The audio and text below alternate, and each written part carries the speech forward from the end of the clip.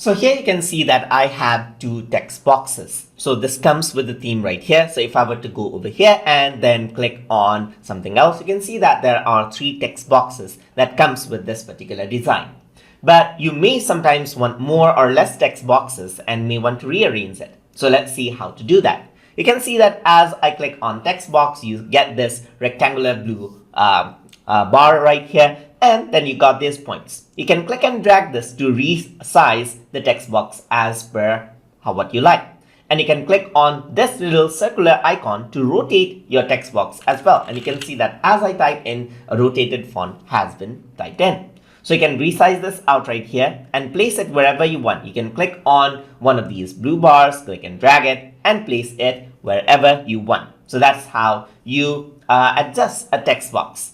If you want to duplicate it, you can simply click on it, press Ctrl C and Ctrl V on your keyboard, and you can see that the text box has been copied. I can right click on it and copy and paste this around as well, and you can see that the text box has been copied. If you want to add in an entirely new text box, you can go on to text box right here, click and drag a text box just like that, and then you can start typing in. And you can work around with any formatting that you want. So this is how you can do it. You can resize it. You can place it anywhere you want. You can add a new text box, click and drag it. And that is how you can work around with adjusting and adding in text boxes inside of Google Slides.